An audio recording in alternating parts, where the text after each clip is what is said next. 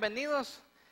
Quiero empezar diciéndoles que esta semana tuvimos un retiro de pastores, de los pastores de nuestro movimiento como iglesias del área centroamericana. Estuvimos todos los que estamos en Honduras, llegaron los de Nicaragua, llegaron de El Salvador y nos miramos en Ciguatepeque. Ustedes saben lo rico que estaba Ciguatepeque, en medio de bosque, de pino, estaba delicioso. Tuvimos un tiempo buenísimo, les quiero decir, fue básicamente un tiempo de búsqueda de Dios como pastores del área.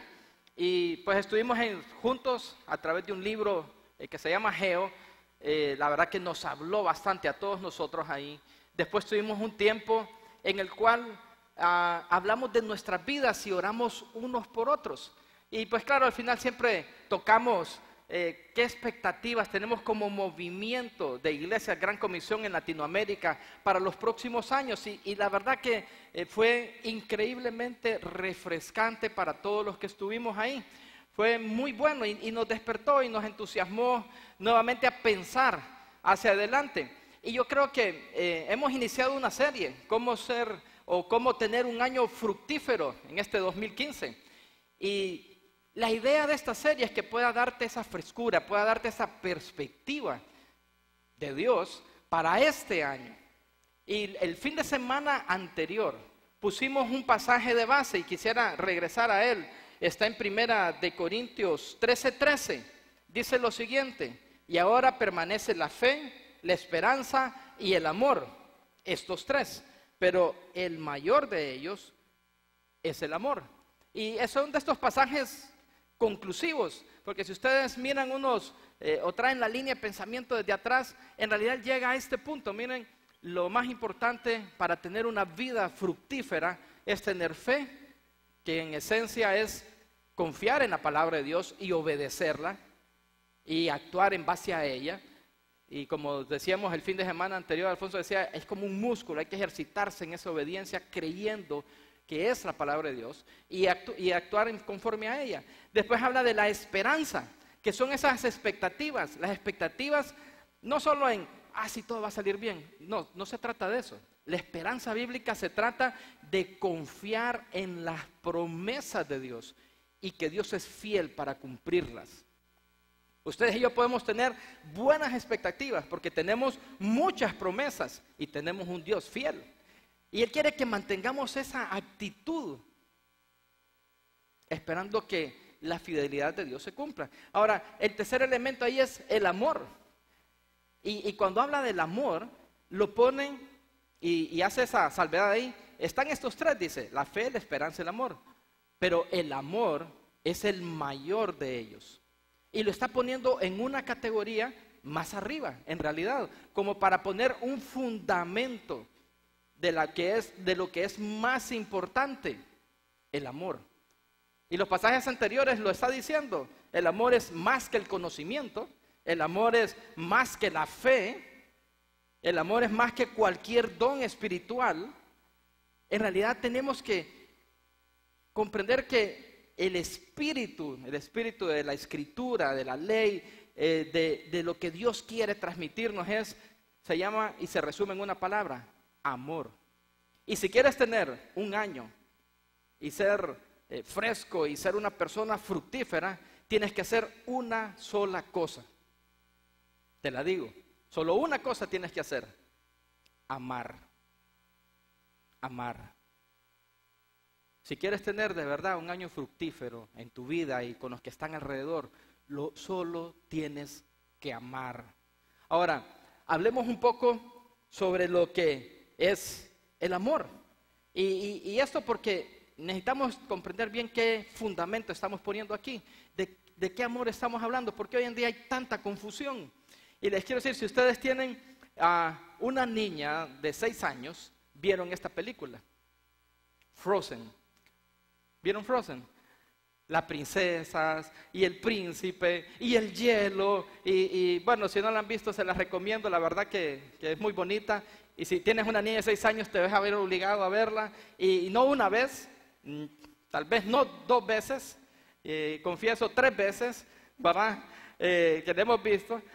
Pero en la película esta, el año pasado, en el 2014, fue una de de las que estuvieron en las más exitosas del año pasado, del 2014. Y en la película hay dos instancias que quiero llevarlos. No voy a meterme todo el cuento de la película, pero más o menos para que entendamos, ahí está la princesa Ana, conoce al príncipe, ¿verdad? Hans se llama él, y en la misma noche que se conocen, se sienten atraídos el uno al otro, y hay flores, y hay mariposas volando, y hay luces, y hay de todo, porque ellos sienten que se aman, y que hay amor entre ellos. Así que Hans le dice a la princesa lo siguiente, le dice: ¿te puedo decir una locura? ¿Te casarías conmigo? Esa misma noche que se acababan de conocer. Y la verdad que en este mundo, cuando se habla de amor, se cree que es de ese sentimiento lindo que te hace actuar con estas locuras. Y claro, ella, Ana, le dice: ¿te puedo decir una locura mayor? Sí, le dice.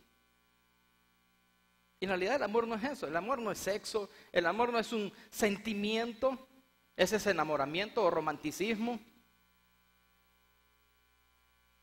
Pero más adelante en la película, Ana se da cuenta de que en realidad no era amor, que eso no era amor.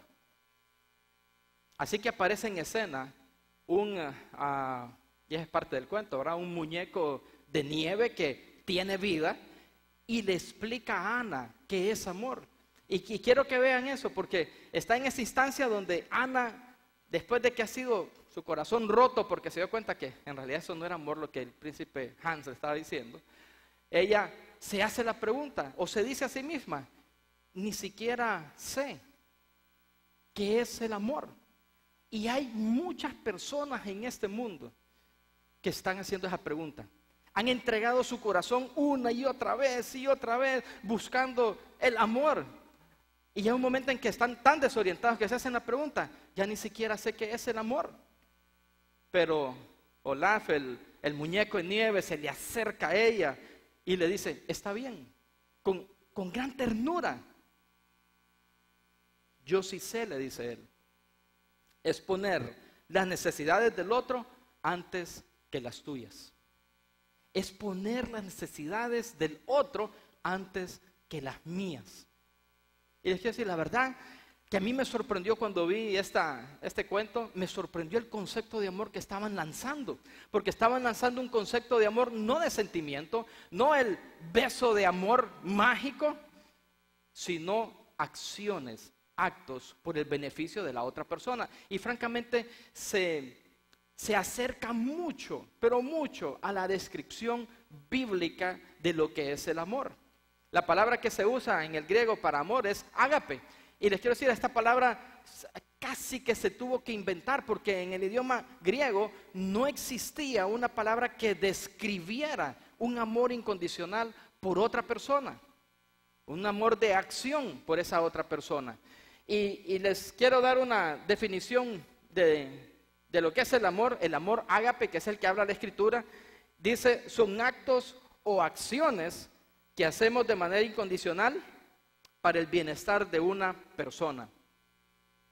Y quiero que pienses bien esto, porque tiene que ver, es un acto de tu voluntad para amar a alguien incondicionalmente.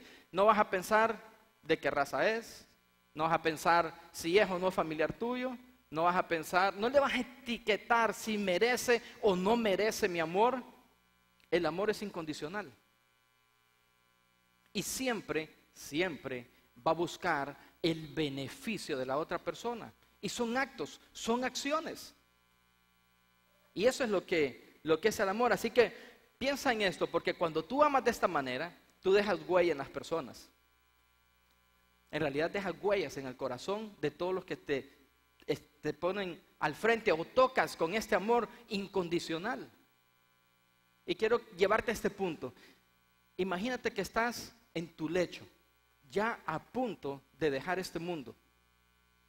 Ya lo sabes, ya sabes que tu cuerpo no va a pasar más tiempo, que ya se está agotando, se está apagando tu vida y estás ahí. ¿Qué pensamientos vendrían a ti en ese momento? ¿Qué es lo que estarías pensando? Cuando ya sabes que vas a partir de este mundo y vas a estar con Cristo allá en el cielo, ¿qué pensamientos vendrían? Te quiero decir, han habido muchos hombres que se dedicaron su vida a hacer riquezas y no estaban pensando, hubiera hecho más dinero. Eso es lo menos que pensaron cuando estaban en ese momento. Empezaron a decir cosas como, hubiera amado más a mi esposa, le hubiera dado más tiempo a mis hijos, hubiera ayudado más a mis familiares, hubiera servido más a Dios, hubiera amado más a Dios. Pero eso no debería de ser tu caso, ni el mío, ni de ninguno de los que están acá. Ni de ninguno de los que están aquí. Si vives tu vida en amor, no va a ser ese el caso. No vas a estar diciendo, hubiera amado más. Porque el amor es el que trasciende. Dice el pasaje 1 Corintios 13, que es el mayor. Es el mayor de todas las virtudes. Ahora, quiero ponerte este pensamiento enfrente con esto. Solo cuando amas, te conviertes en una persona fructífera. Solo cuando amas. Solo cuando amas, te conviertes en una persona fructífera. El fundamento es el amor. El estilo de vida a desarrollar es amor, es amar. Y quiero decirles, nosotros en la iglesia estamos increíblemente conscientes y creemos que este es el fundamento que debería de gobernar nuestro diario vivir y aún en nuestros planes de iglesia. Y cuando trabajamos la visión de iglesia para el 2015 y pensamos, hey, quisiéramos una iglesia fructífera, quisiéramos una iglesia viva, pusimos una palabra y en realidad le dimos esta orientación, amor.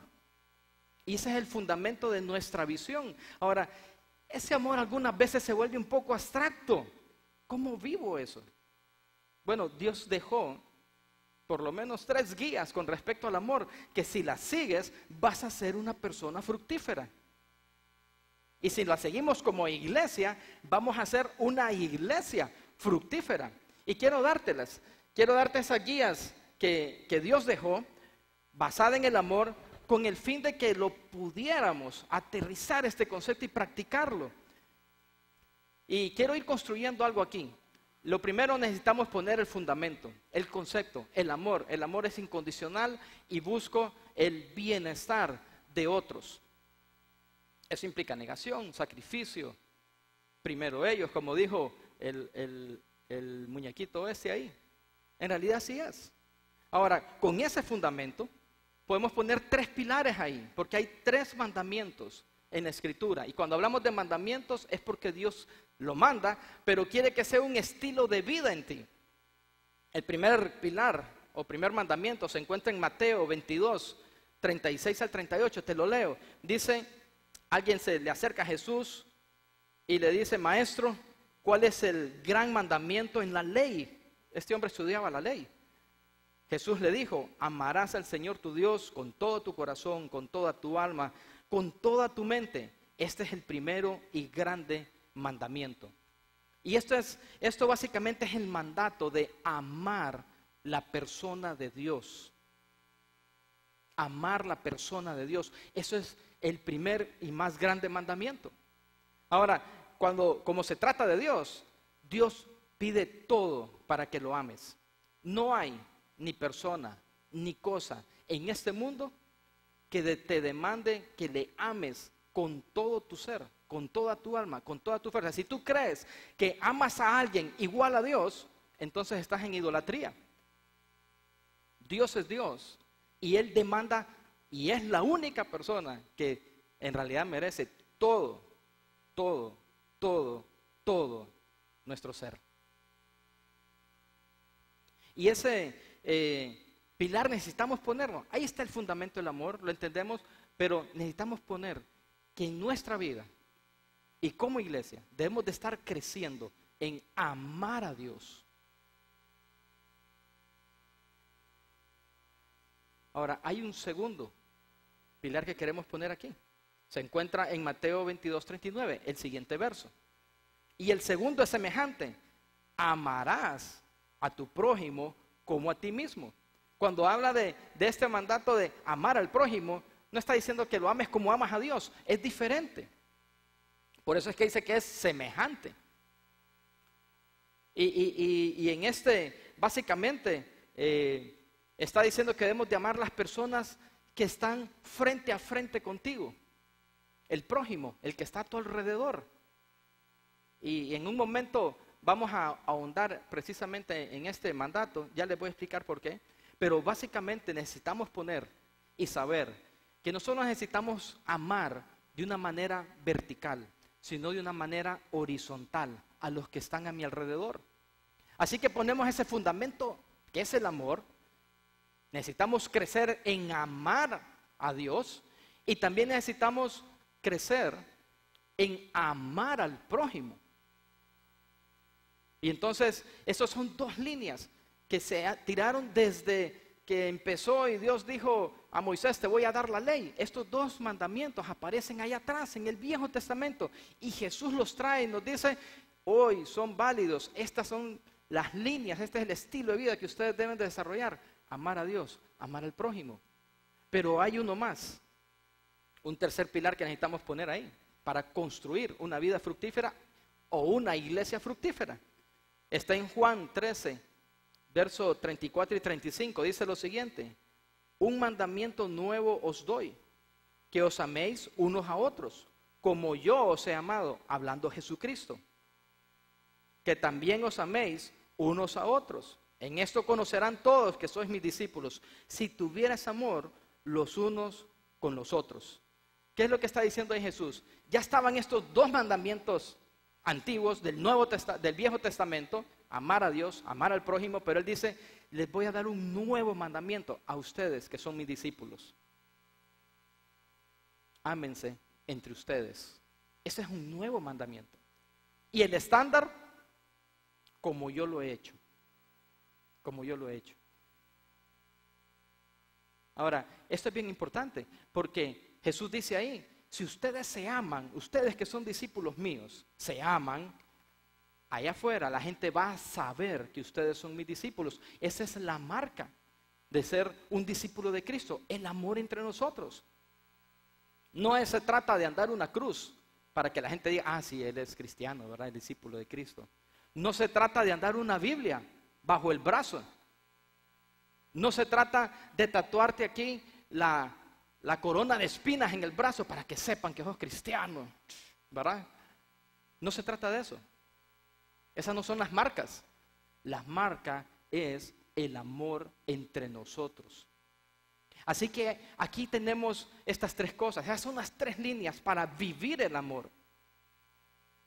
Ponemos el fundamento, una vez más, les recuerdo, el amor, el concepto del amor, el amar incondicionalmente a través de actos, acciones para llenar las necesidades en otros. Aprendemos a amar a Dios, aprendemos a amar al prójimo y aprendemos a amarnos entre los discípulos de Cristo, entre los creyentes, en la iglesia, entre mis hermanos. Cuando ustedes y yo trabajamos estas tres cosas y crecemos en ellas, en amar, en estas tres esferas, entonces vas a tener una vida fructífera. Vamos a tener una iglesia fructífera.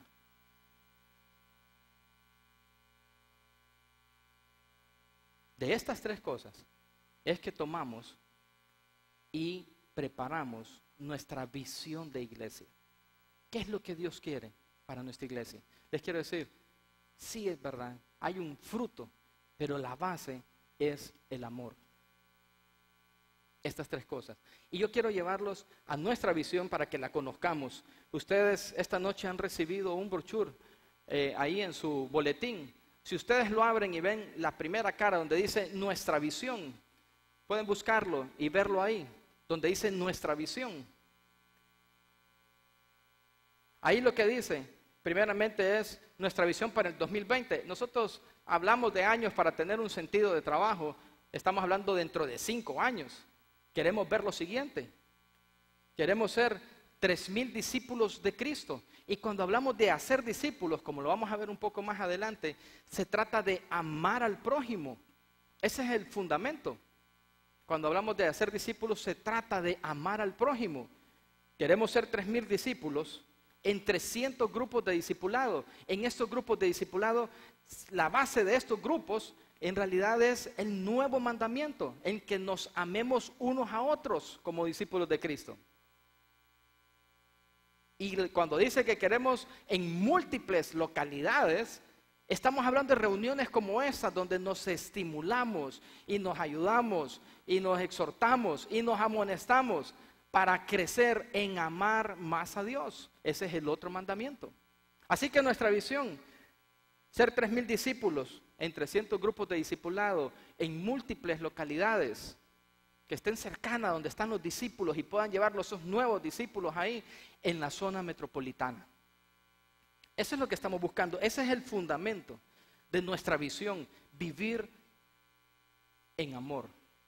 Cada una de estas líneas, amar a Dios, amar al prójimo, amarnos entre nosotros. Te quiero preguntar, ¿quieres ser parte de esto? ¿Quieres ser parte de esto? De una iglesia viva.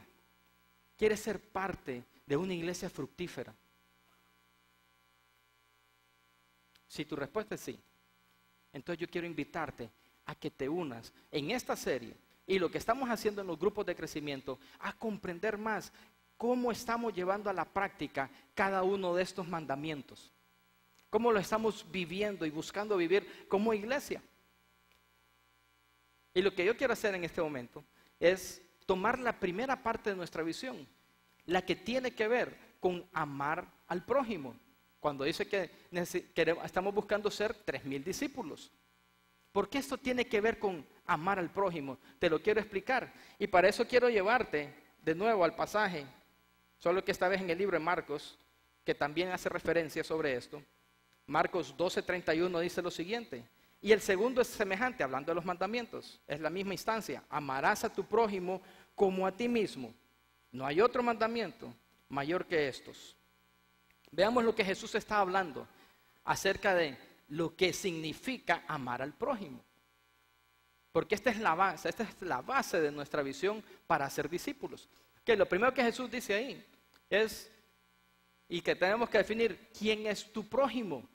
Y esa pregunta se le hicieron a Jesús. Alguien llegó y le dijo, bueno, sí, maestro, ¿y quién es mi prójimo? Ahora, tienen que entender esto, en la conciencia de judía en ese momento, mi prójimo era el más cercano a mi vida. Era mi padre, mi madre, tal vez mis hermanos, tal vez mi camarada de religión fariseo. Hey, somos fariseos, tenemos la misma camiseta, mismo corazón, así que este es mi prójimo. A él es el que yo le voy a hacer bien. A nadie más. Al que es mi prójimo, al que yo conozco de cerca. Ese era el concepto que ellos tenían. Pero Jesús les bota eso. Y se lo bota diciéndoles la famosa parábola del samaritano. ¿Recuerdas aquella parábola en la que va un hombre por un camino, lo agarran los ladrones, lo golpean, le roban todo y lo dejan medio muerto ahí tirado a la parte del camino? Y entonces pues pasan diferentes tipos de personas por ese camino y no lo ayudan. En realidad pasó un fariseo por ahí y no lo ayuda porque ese no es su prójimo. Si hubiera sido otro fariseo que él conocía, le hubiera ayudado. Pasó un escriba que conocía la ley y no lo ayuda porque él no consideraba que ese era su prójimo. Es más, pasaban de lado, se iban por otro lado mejor. Hasta que pasa un samaritano. Un samaritano no era querido por los judíos porque era básicamente una raza que estaba mezclada, no eran judíos puros. Entonces no se les consideraba parte de Israel ni del pueblo judío. Es más, los hacían de lado y los miraban de menos. Pues este hombre que pasa ahí, él mira que es un judío el que está tirado ahí, él lo sabe, y él sí reconoce que ese es su prójimo. Y va y le ayuda, y lo recoge, y sana sus heridas, y lo lleva a un hotel, y paga para que lo sigan cuidando. Él hizo el servicio, cubrió la necesidad de este hombre, sin catalogarlo, incondicionalmente. Cuando Jesús está diciendo que amemos al prójimo, está hablando de las personas con las que te encuentras, que posiblemente no conozcas, pero que están en necesidad. Ese es tu prójimo.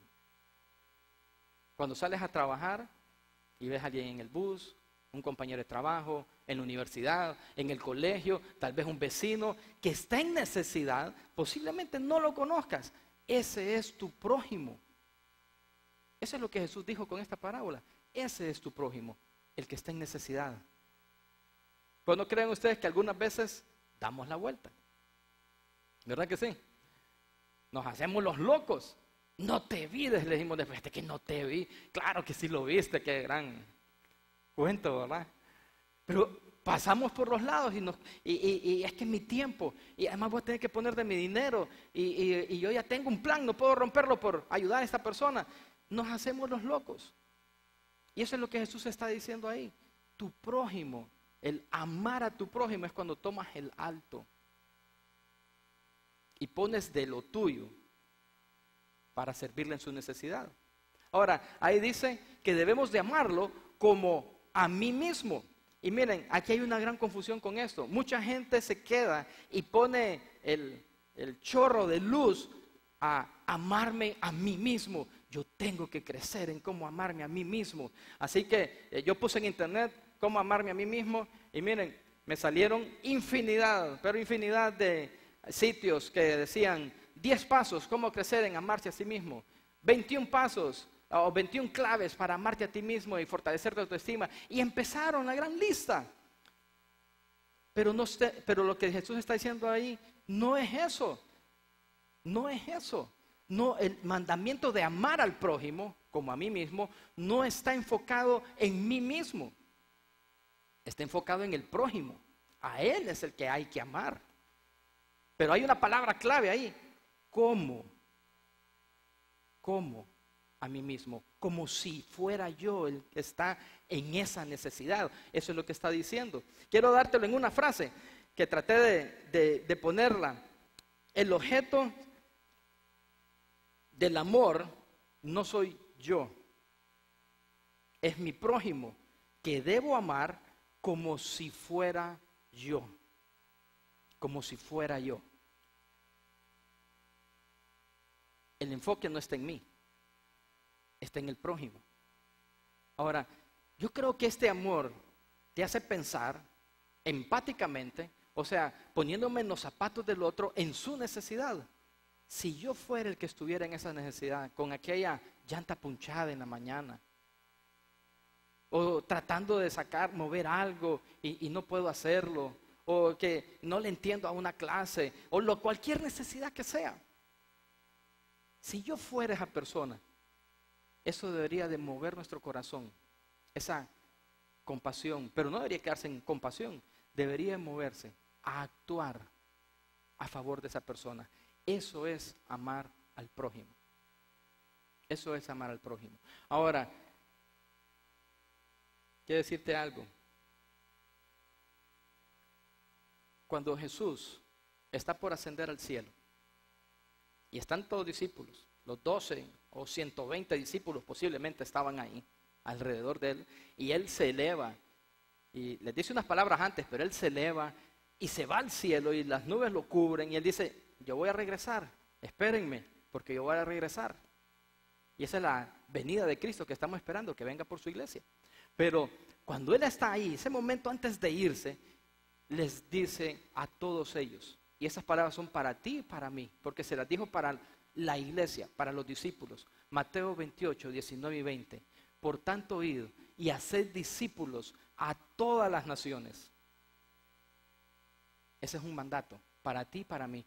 Vayan, dijo Jesús, a todas las naciones, sin excepción. No hay raza, no hay lengua, no hay nivel social, no hay educación, si es arriba, si es abajo, a todos, a toda etnia. Vayan y hagan discípulos.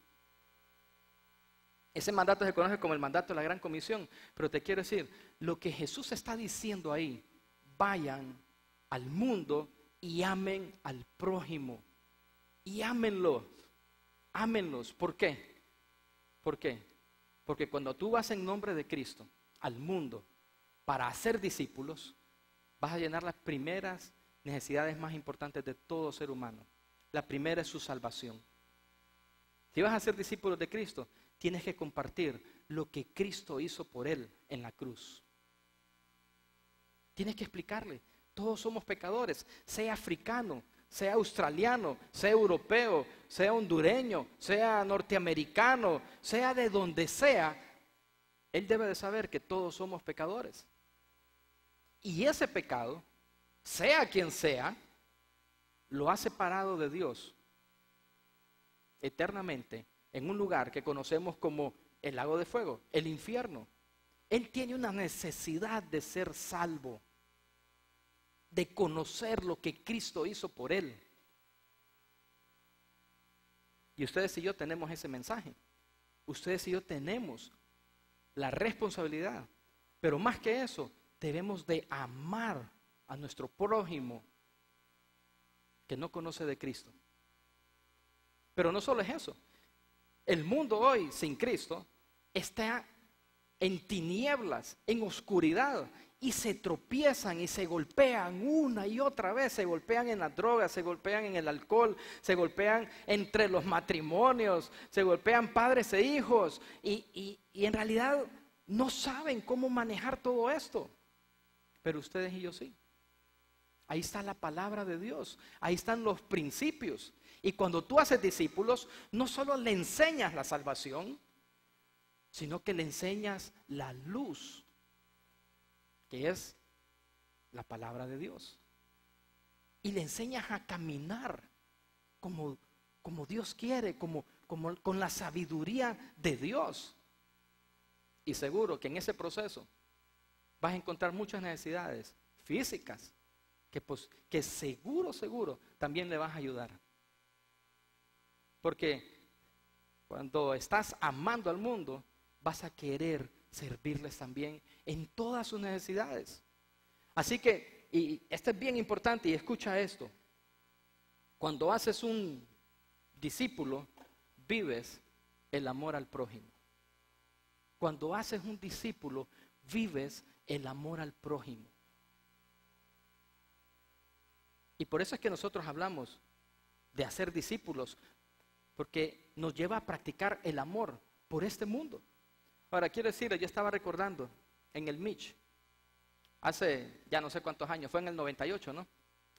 Por cierto, creo que fue campeón también Motagua ese año, me parece. Si no, chequéenlo, ustedes que les interesan las estadísticas, chequéenlo, creo que también fue campeón. Cuando vino el Mitch, nuestra iglesia en realidad entró en alianzas con otras instituciones. Yo creo que la más fuerte con la cual nos aliamos fue con Samaritan Spurs, con la bolsa samaritana. Y muchos de nosotros, de los que estamos acá, sé que muchos de ustedes, mejor dicho, trabajaron en bolsa samaritana, construyeron casas, llevaron medicinas, alimentos. Se tenía un helicóptero que iba a las zonas donde no se podía llegar de ninguna manera porque no había forma, no había carretera, no había nada. Y se llegaba con medicinas, se llegaba con comida, pero sobre todo se llegaba con el evangelio y con Biblias. Y cuando Bolsa Samaritana tuvo que hacer un informe después de todo esto, se tenía por nombre alrededor de 90,000 personas que habían confiado en Cristo como su Salvador.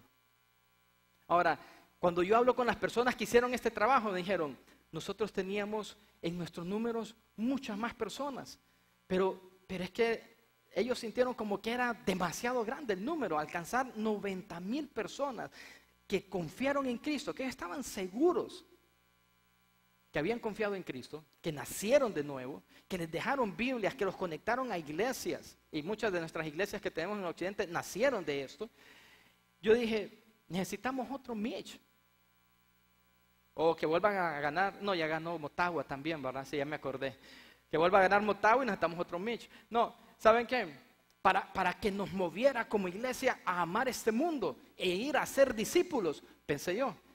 Y después dije, no necesitamos otro Mitch.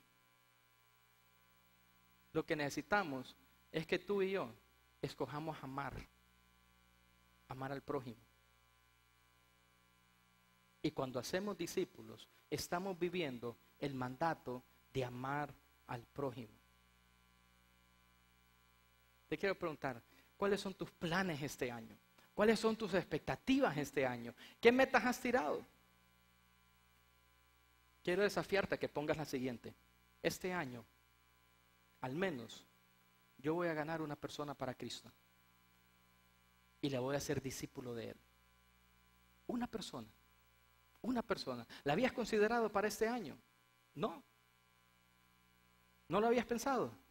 No estás pensando en amor.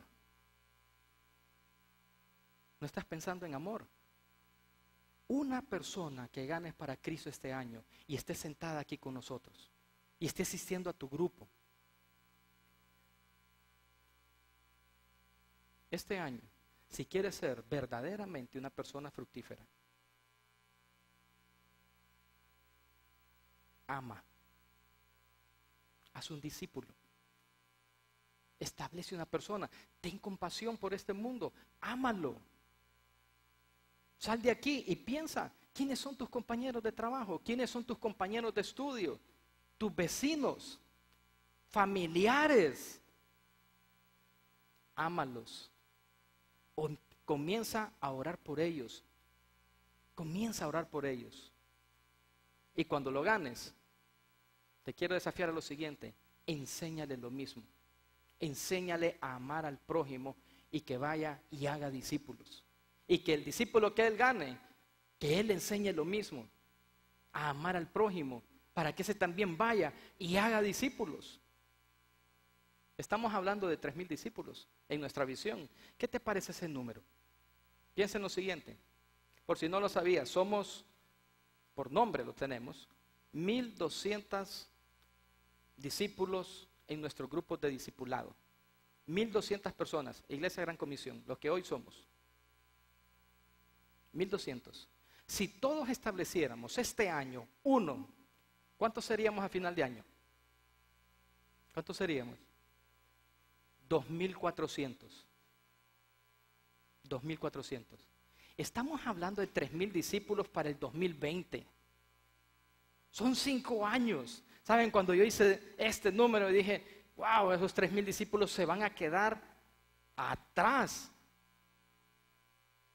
¿No es así? Se quedaría atrás. ¿Qué pasaría si por 5 años lo hiciéramos? Serían 1,200 por 5. Yo estudié periodismo, ya no tengo el resultado de eso. Espero que lo hagan ustedes que son ingenieros. Pero estamos hablando de 5,000 personas o 6,000 personas, más o menos, ¿verdad? 6,000 discípulos. Solo si tú amas. Solo si tú amas al prójimo. Te recuerdo, cuando haces discípulos, amas, estás viviendo el amor al prójimo. El amor al prójimo. Yo le estoy pidiendo a Dios que nos despierte, que descongele nuestro corazón si está congelado y que amemos este año. Vamos a orar. Dios, hoy queremos darte las gracias por recordarnos que el origen del amor eres tú. Dios es amor. Y Señor, tú dijiste que has llenado nuestros corazones de ese amor. Señor, queremos pedirte que este año, en cada una de estas cosas que hemos hablado, que podamos crecer en amarte más a ti. Que podamos crecer en amar al prójimo. Y que podamos crecer el amor entre nosotros. Señor, hoy te pido que despiertes a cada uno de nosotros, a cada discípulo que está aquí en tu iglesia, a cada creyente. Señor, que este año nos muevas a amar a este mundo. Y que nos des a cada uno de nosotros, danos un discípulo, Señor. Danos un discípulo en el cual podamos invertir nuestra vida y enseñarle a caminar y enseñarle a amar. De verdad, Señor, que te damos las gracias porque tú en ese mandato, cuando nos enviaste a este mundo a hacer discípulos a todas las naciones, dijiste que ibas a estar con nosotros todos los días hasta el fin del mundo. gracias, porque contamos con tu presencia para poder amar a este mundo. En nombre de Cristo Jesús. Amén.